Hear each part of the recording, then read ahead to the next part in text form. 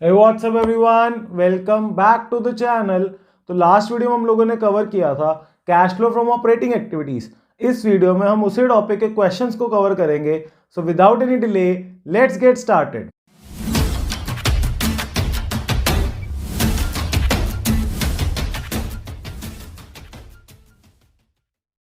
देखो sir, question number 1 क्या बोल रहा है? Calculate the cash flow from operating activities. Sir मुझे पता है जब भी मेरे को cash flow from operating activities निकालना है ना, तो सबसे पहले मैं एक वर्किंग नोट बनाऊंगा जिसमें निकालूंगा net profit before tax and extra ordinary items. तो पहले मैं वो सारी इंफॉर्मेशन को लेता हूँ जिसमें मेरे को नेट प्रॉफिट बिफोर टैक्स और एक्स्ट्रा ऑर्डिनरी आइटम्स मिलेंगे। तो सर एक एक करके पढ़ते हैं।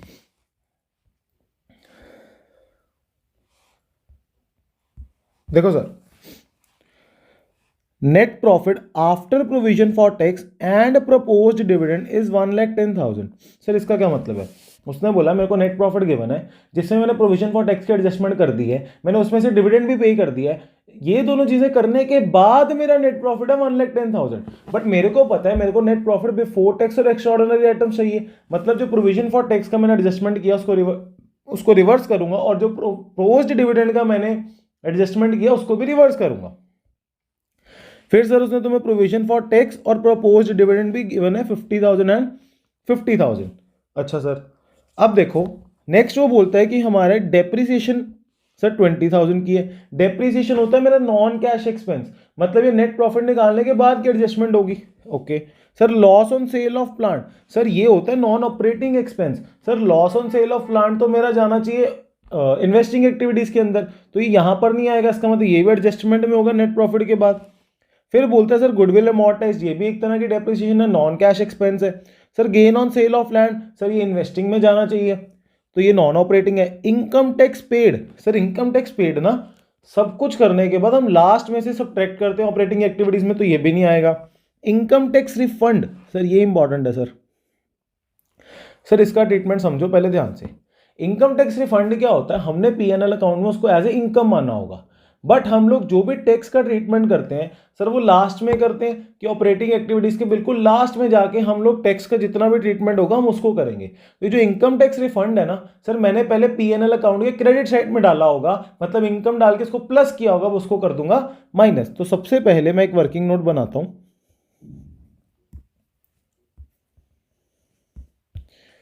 देखो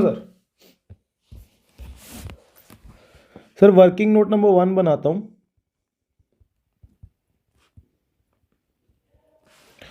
जो क्या बोल रहा है, सबसे पहला net profit after tax and proposed dividend is equal to 1,10,000। Sir 1,10,000 का मेरे पास नेट प्रॉफिट है। एक minute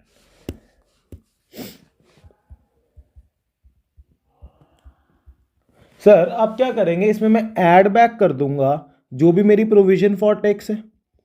sir provision for tax को मैंने कर दिया add. Sir provision for tax था मेरा 50,000 का, तो उसको मैंने कर दिया ऐड। सर आपने इसको ऐड क्यों किया? क्योंकि मैंने पहले पीएनएल अकाउंट में डेबिट साइड में खर्चा मान के नेट प्रॉफिट से लेस किया होगा। अब मैं इसको कर दूंगा ऐड, क्योंकि मेरे को नेट प्रॉफिट बिफोर टैक्स चाहिए। सर फिर मैं ऐड करूंगा proposed dividend. Sir proposed dividend, एक बात याद रखना, हमेशा हम लोग प्रीवियस ईयर का ऐड करते हैं। सर प्रीवियस ईयर का क्यों ऐड करते हैं प्रपोज्ड डिविडेंड? उसका रीजन क्या है कि हम लोगों ने पिछले साल का डिविडेंड इस साल पे किया होगा और इस साल का प्रपोज डिविडेंड अगले साल पे करेंगे। तो सर हम प्रपोज डिविडेंड को नेट प्रॉफिट से पहले लेस किया होगा, अब मैं क्या कर दूंगा ऐड। तो मेरा प्रपोज डिविडेंड कितने का है sir? That is your 50,000। Sir मैंने यहाँ पर ऐड कर दिया 50,000 का प्रपोज डिविडेंड। अब देखते हैं और कोई ऐसी एडजस्टमेंट है जो वर्किंग नोट में बननी है। सर डेप्रिसिएशन आएगी नहीं, loss on sale of plant नहीं आएगी, गुडविल अमॉर्टाइज नहीं, गेन। सर देखो ये वाली एडजस्टमेंट जो है सर, ये आएगी मेरी income tax refund. Sir income tax जो रिफंड है उसको मैंने क्रेडिट साइड में पहले प्लस किया होगा, अब मैं उसके इफेक्ट को रिवर्स करूंगा। तो पहले प्लस किया, तो अब मैं इसको कर दूंगा माइनस और लिख दूंगा इनकम टैक्स रिफंड। सर इसको माइनस क्यों किया? क्योंकि जो भी इनकम टैक्स रिफंड है ना सर, इसका ट्रीटमेंट मैं लास्ट में करूंगा कि मैं देखूंगा मेरे को टैक्स पे कितना करना है, मेरे को इतना रिफंड आना है, इतना मैंने गवर्नमेंट को पे करना है। इतना गवर्नमेंट से वापस आना है, इतना पे करना है, तो नेट इफेक्ट पे कर दूंगा मैं। 40,000 गवर्नमेंट से आने हैं, 50,000 मेरे को पे करने हैं, तो मैं नेट 10,000 ही पे करूंगा ना उसको, तो वो बाद में देखते हैं। तो पहले यहां पर लेस करता हूं सर कितना income tax refund, so that is your 40,000। तो मैं इसमें 40,000 क्या कर देता हूं लेस। तो सर मेरे को और एक बात बताओ, हम लोगों ने ऊपर सारा पढ़ लिया, क्या हमें कोई भी एक्स्ट्रा ऑर्डिनरी आइटम दिखी? The answer is no. तो यही मेरा क्या होगा, नेट प्रॉफिट आफ्टर टैक्स, क्योंकि इसमें मैंने प्रोविजन फॉर टैक्स की एडजस्टमेंट कर दी है, एंड एक्स्ट्रा ऑर्डिनरी आइटम्स, क्योंकि एक्स्ट्रा ऑर्डिनरी आइटम कुछ है नहीं। तो 1,10,000 प्लस 5160 210 माइनस 1,70,000 का मेरा आ गया net profit before tax. Sir मैं इसी को ऊपर दिखाऊंगा आउटर कॉलम के अंदर, जहां पर मैं लिखूंगा 1,70,000। अब देखो मुझे पता है नेट प्रॉफिट आ गया। ये जो नेट प्रॉफिट होता है ना सर, ये मेरा कैश बेसिस पे मेरे को कन्वर्ट करना होता है। तो कैश बेस पे कन्वर्ट करने के लिए जितने भी नॉन कैश एक्सपेंस हैं उसके ट्रीटमेंट को रिवर्स करो, नॉन ऑपरेटिंग एक्सपेंस है या नॉन ऑपरेटिंग इनकम है या नॉन कैश इनकम है सर, उनको भी रिवर्स करो। तो मैं देखता हूं मेरे क्वेश्चन में और क्या गिवन है। सर क्वेश्चन में वो बोल रहा है कि डेप्रीसिएशन गिवन है सर 20,000 की, ये क्या है non cash expense. Sir loss on sale of plant given है 10,000 का, सर ये कहाँ जाता है सर इन्वेस्टिंग में, तो बट ये पीएनएल में भी हिट हुआ होगा, इसलिए इसका इफेक्ट को रिवर्स करेंगे, नॉन ऑपरेटिंग आइटम है। सर गुडविल अमॉर्टाइज्ड सर 40,000, ये भी नॉन कैश है। इसका मतलब है सर ये तीनों के तीनों मेरे नॉन कैश एक्सपेंस हैं। तो पहले इनके ट्रीटमेंट को डालता हूँ। सर देखो डेप्रीसिएशन है, पहले लेस की होगी, अब ऐड करूंगा। तो सर यहां पर आ जाएगा डेप्रीसिएशन ऐड वाले कॉलम में। तो मैंने लिखा डेप्रीसिएशन कितनी है 20,000 की। सर फिर उसके बाद मैंने देखा कि मेरा loss on sale of plant, loss of sale of plant खर्चा मान के मैंने नेट प्रॉफिट से पहले माइनस क्या होगा, मैं क्या कर दूंगा प्लस। तो यहां पे आ गया loss on sale of plant. Sir कितना आ गया मेरा यहां पर 10,000। अब देखो सर मेरा गुडविल अमॉर्टाइज्ड, सर ये भी मेरी एक तरह की डेप्रिसिएशन है। तो सर मैंने यहाँ पे लिख दिया गुडविल अमॉर्टाइज्ड। सर ये कितनी आ गई मेरी, सर 40,000 की मेरी गुडविल अमॉर्टाइज्ड आ गई। अच्छा सर अब आगे देखो, sir gain on sale of land, gain on sale of land जो होता है सर वो मेरी पहले इनकम मानी हो, इन्वेस्टिंग एक्टिविटीज में ही आता है, ठीक है। मैंने उसको पहले इनकम माना होगा। अगर मैंने पहले उसको इनकम माना है तो अब मैं क्या करूंगा, पहले प्लस किया होगा, अब मैं क्या कर दूंगा लेस। तो gain on sale of land क्या होगा सर, इसको लेस कर देंगे तो गेन ऑन सेल, सर ये कितना आ गया मेरा 40,000 का। तो मैंने इसमें से 40,000 कर दिया सर लेस। अब देखो सर मेरा इस पूरे कॉलम का टोटल क्या है 20 प्लस 10 30 प्लस 40 70 और माइनस 40, इसका मतलब है 30,000 सर यहाँ पर आ गया टोटल। अब मैंने इसमें से कोई भी वर्किंग कैपिटल चेंजेस नहीं किए। तो ऑपरेटिंग प्रॉफिट क्यों होगा, क्योंकि मैंने नॉन ऑपरेटिंग आइटम्स को तो हटा दिया, नॉन कैश आइटम्स को भी हटा दिया, तो ये मेरा माना जाता है ऑपरेटिंग प्रॉफिट। इसको बोलते हैं operating profit before working capital changes. Sir ये कितना आ गया मेरा, sir that is your 2 lakh.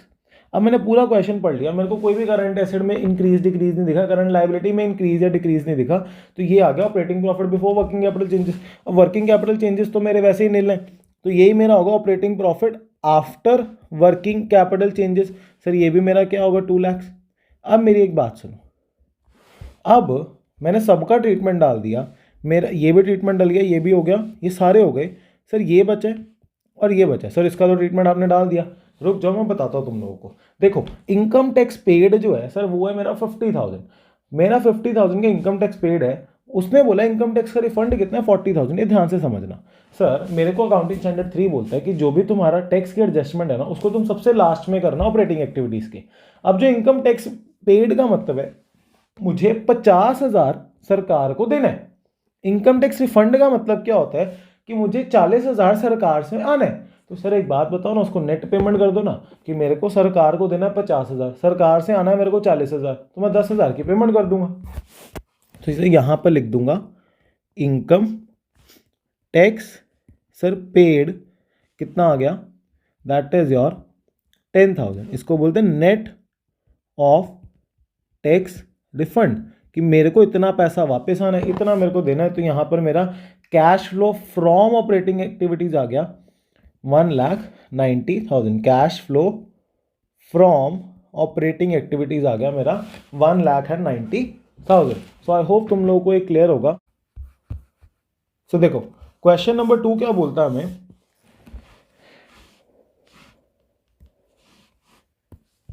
Calculate the cash flow from operating activities, ठीक है, profit for the year before tax and after considering the following is 2,50,000। अच्छा सर, इसका मतलब हमें प्रॉफिट बिफोर टैक्स गिवन है, इसका मतलब इसमें टैक्स का कोई भी मैंने ट्रीटमेंट नहीं किया।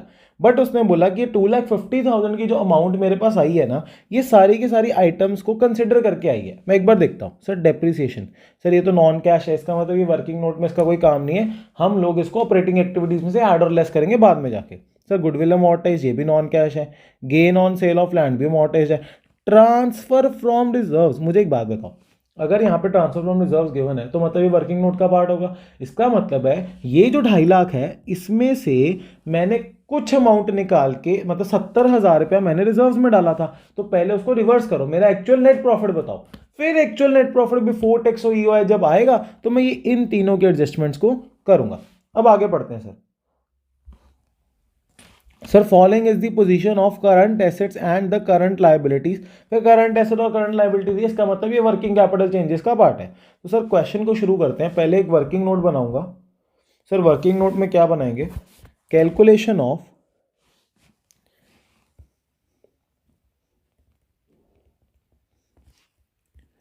Net profit before tax and extraordinary items. Sir मेरे को ये बात बताओ, जो मेरे को नेट प्रॉफिट गिवन है वो भी बिफोर टैक्स है, बट उसमें एडजस्टमेंट की है जनरल रिजर्व की।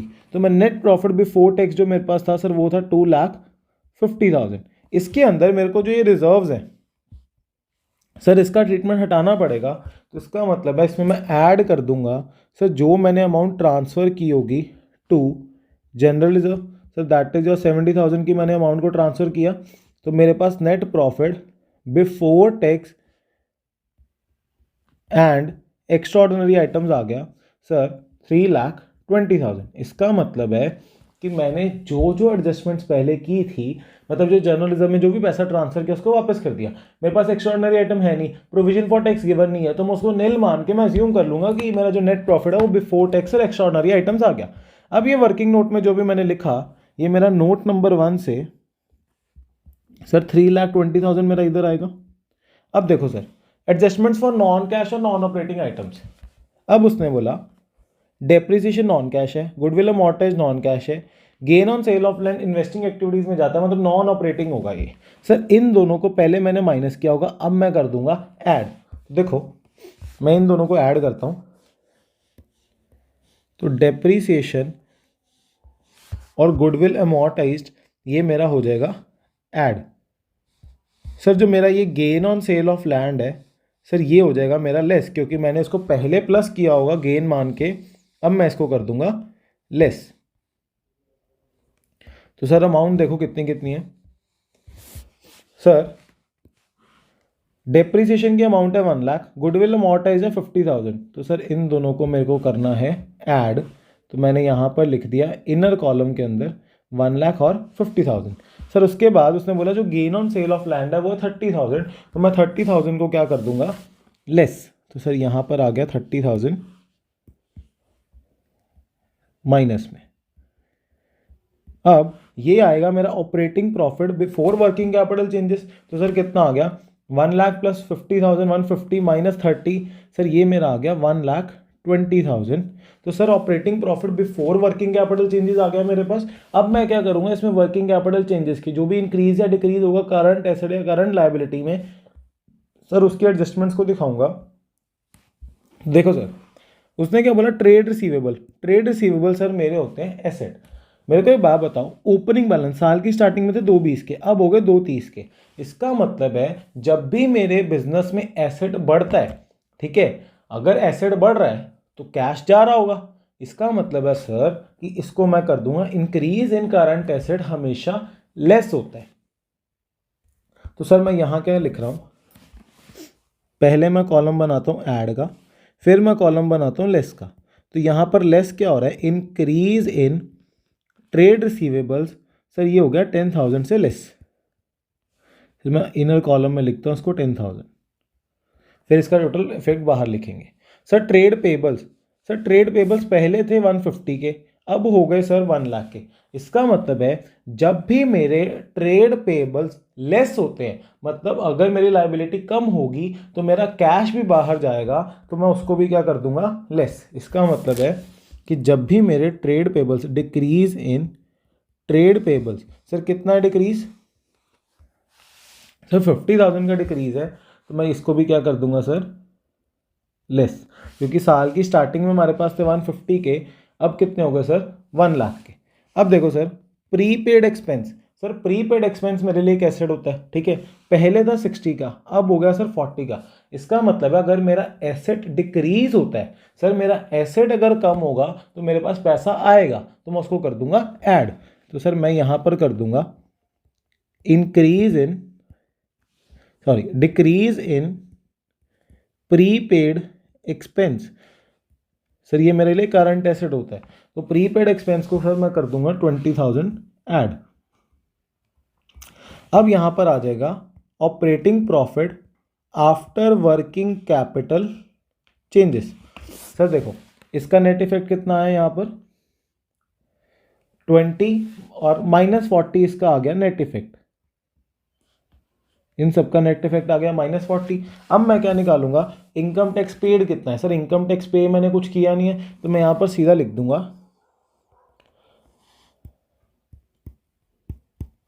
Cash flow from operating activities. Sir वो कितना आएगा, देखो सर 320 प्लस 1,20,000 और -40,000, तो सर ये मेरा आ गया net profit, sorry cash flow आ गया सर मेरा 4 लाख। सर आई होप तुम लोगों को ये वाला क्वेश्चन क्लियर होगा। अब एक और क्वेश्चन को ट्राई करते हैं। सर ये क्वेश्चन नंबर है, क्वेश्चन नंबर 3। देखो सर उसने क्या बोला, calculate the cash flow from operating activities. इसमें भी ऑपरेटिंग एक्टिविटीज से निकालना है। ये क्वेश्चन काफी डिफरेंट है, तो ध्यान से समझना। अब उसने क्या बोला है कि statement of profit and loss account for the year ending 31 March 2018 given है। इसका मतलब वो बोल रहा है कि ये जो पूरी ये स्टेटमेंट गिवन है ना सर, ये प्रॉफिट और लॉस अकाउंट है। ये सर कंपनी का प्रॉफिट और लॉस अकाउंट है, कंपनी का पीएनएल है। तो मैं पढ़ता हूँ ध्यान से। सर पहले जो मेरे को पता है कि जो पहला पार्ट होता है ना पीएनएल का, वो में इनकम शो करता है, रेवेन्यू फ्रॉम ऑपरेशन, सेल्स और अदर इनकम और टोटल रेवेन्यू। इसका मतलब है कि मेरे को 9,48,000 की सर मेरे को क्या हुई है, इनकम हुई है। जब मैं 948 में से जो इनकम है, ये सारे एक्सपेंसेस गिवन है, परचेज, चेंज, डेप्रिसिएशन, अदर, ये टोटल एक्सपेंस गिवन है। सर फर्स्ट नंबर की इनकम है, सर सेकंड नंबर पे तेरे को एक्सपेंस गिवन है।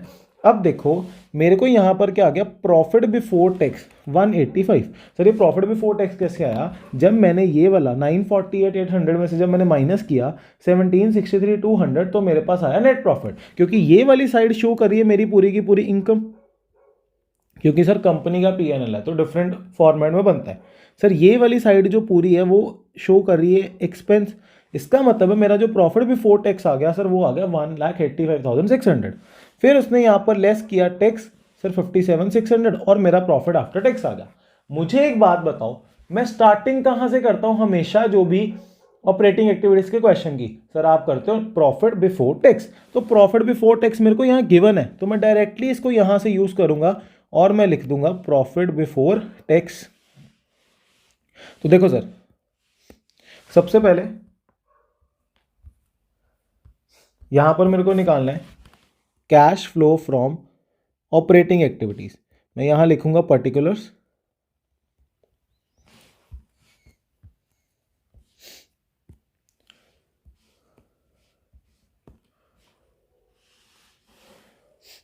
देखो सर सबसे पहले मैं यहां लिखूंगा net profit before tax. Sir net profit before tax मेरे को डायरेक्टली गिवन है सर, वो है मेरा प्रॉफिट बिफोर टैक्स 185,600। तो मैंने यहाँ पर डायरेक्टली आउटर कॉलम में लिख दिया 1,85,600। अब मेरे को एक बात बताओ, ये नेट प्रॉफिट बिफोर टैक्स है, ठीक है, अब मैं देखता हूँ क्या इसमें कोई एक्स्ट्रा ऑर्डिनरी आइटम है।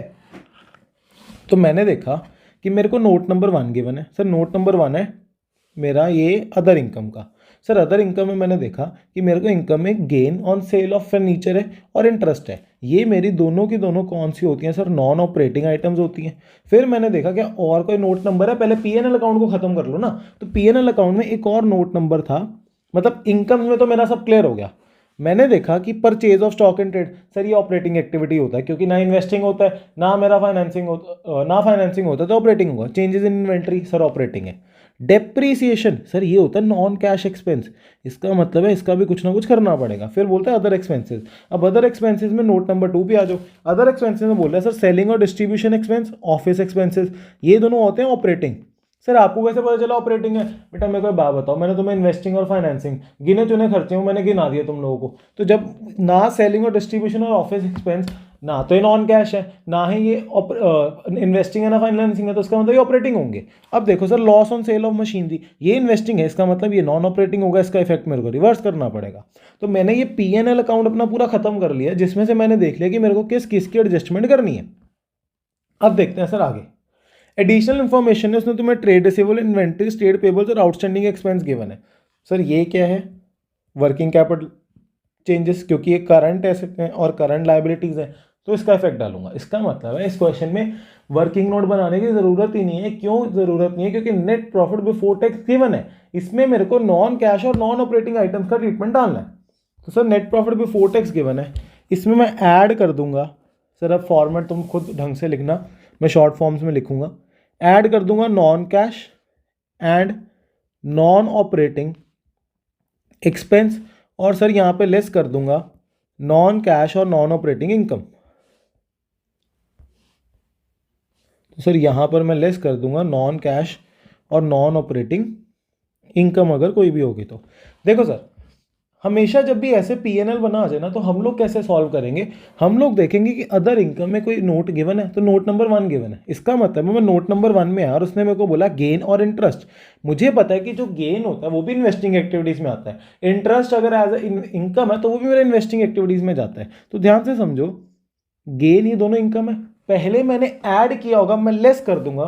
तो सर मैं गेन ऑन मशीनरी, सर यहाँ पर जो आया गेन, और सर मेरा जो इंटरेस्ट की इनकम है ऊपर मैंने पहले नेट प्रॉफिट निकालते हुए ऐड किया था इनकम में, मैंने देखो ये टोटल इनकम को मैंने ऐड किया है। अब मैं इसको कर दूंगा लेस। तो सर 24,000 और 4,800 को मैं करूंगा लेस। तो यहां पे आ गया 24,000 और 4,800, इसको मैंने कर दिया लेस। अब देखो सर मेरा अदर इनकम का ये नोट खत्म हो गया, ठीक है। अब मैंने देखा कि ये जो मेरे जितने भी एक्सपेंस हो रहे हैं, सर स्टॉक अगर मैं परचेज कर रहा हूँ ऑपरेटिंग है, सर चेंजेस इन इन्वेंट्रीज में अगर चेंजेस हो रहे हैं वो भी ऑपरेटिंग है, ठीक है। अब डेप्रीसिएशन और अमोर्टाइजेशन एक्सपेंस जो है ये ऑपरेटिंग तो होते हैं बट ये नॉन कैश भी होते हैं, इसलिए मेरे को नेट प्रॉफिट इसको रिवर्स करना पड़ेगा। तो सर मेरा 48,000 का है डेप्रीसिएशन, तो पहले मैंने लेस किया, अब कर दूंगा ऐड। तो डेप्रीसिएशन क्या हो गया? 48,000 का होगी सर डेप्रीसिएशन, तो ये हो गया मेरा डेप्रीसिएशन। अब अदर एक्सपेंसेस, अदर एक्सपेंसेस में देखो उसने बोला अदर एक्सपेंसेस जो भी छोटे मोटे खर्चे हो, नोट नंबर 2 में जाके देखो कौन कौन से खर्चे हैं। सर सेलिंग और डिस्ट्रीब्यूशन और ऑफिस एक्सपेंस, सर ये दोनों जो एक्सपेंस है ना तो मेरे इन्वेस्टिंग में आते हैं ना फाइनेंसिंग में आते हैं। सर इसका मतलब है ये जो मेरा एक्सपेंस है ऑपरेटिंग हो गया, इसका कोई ट्रीटमेंट नहीं डालूंगा। Sir loss on sale of machinery, अगर मेरा कोई सेल ऑफ मशीनरी लॉस हुआ है मेरा मशीनरी को बेचने पे, इसका मतलब है सर ये इन्वेस्टिंग में जाना चाहिए था, तो मैंने पीएनएल अकाउंट में भी डाला होगा, पहले लेस किया होगा। अब मैं कर दूंगा सर ऐड, तो ऐड कर दूंगा लॉस ऑन सेल। तो सर कितना ऐड किया मैंने? 131,200, ये देखो इसका मतलब है सर मैं यहां पर ऐड कर दूंगा 131,200। अब सर इसका जो भी नेट इफेक्ट होगा उसको बोलते हैं operating profit before working capital changes. देखो सर 48,000 प्लस 131,200 प्लस माइनस कर दिया 24,000 माइनस 4,800, तो सर यहाँ पर मेरा आ गया 150,400। अब मैं क्या करूँगा सर, ये अब तुम लोग करोगे, देखो अब क्या हुआ, मैंने पीएनएल अकाउंट को सारा खत्म कर दिया। अगर मेरा पीएनएल अकाउंट पूरा खत्म हो गया, इसका मतलब अब मैं बैलेंस शीट में अगर कोई करंट एसेट करंट लायबिलिटी होगा तो उसका ट्रीटमेंट डालूंगा। अब यहां पर वर्किंग कैपिटल चेंजेस देखो कैसे आएंगे। सर ट्रेड रिसीवेबल्स, मेरा ओपनिंग बैलेंस है 224, अब हो गया सर 262। इसका मतलब है मेरा जो एसेट है वो इंक्रीज हो गया। सर अगर एसेट बढ़ रहा है तो पैसा जा रहा होगा, तो इसमें मैं कर दूंगा लेस। सर इन्वेंट्रीज है, सर पहले थे 184, अब हो गया कम। इसका मतलब है सर अगर मैंने इन्वेंट्रीज को सेल कर दिया तो पैसा आया होगा, तो मैं यहां पर कर दूंगा इसको add. Sir trade payables, trade payables पहले थे 1 लाख के, सर अब हो गए 1,20,000 के। इसका मतलब है जब भी मेरी करंट लायबिलिटी बढ़ती है, तो अगर करंट लायबिलिटी बढ़ रही है तो पैसा जाएगा, सॉरी तो पैसा भी मेरा आएगा। करंट लायबिलिटी बढ़ने से सर इसको कर दूंगा add. Sir outstanding expense, sir पहले थे 5,600 के, अब हो गए 3,200 के। अगर मेरी लायबिलिटी डिक्रीज होती है तो उसको करता हूँ लेस, तो सर इसको कर दूंगा लेस। तो सर ये वर्किंग कैपिटल चेंजेस तुम लोग नीचे ट्रीटमेंट डालोगे, इस क्वेश्चन को पूरा करोगे। So I hope you like this video. If you really like this video, so please like share and subscribe to the channel. Thanks for watching, see you in the next video.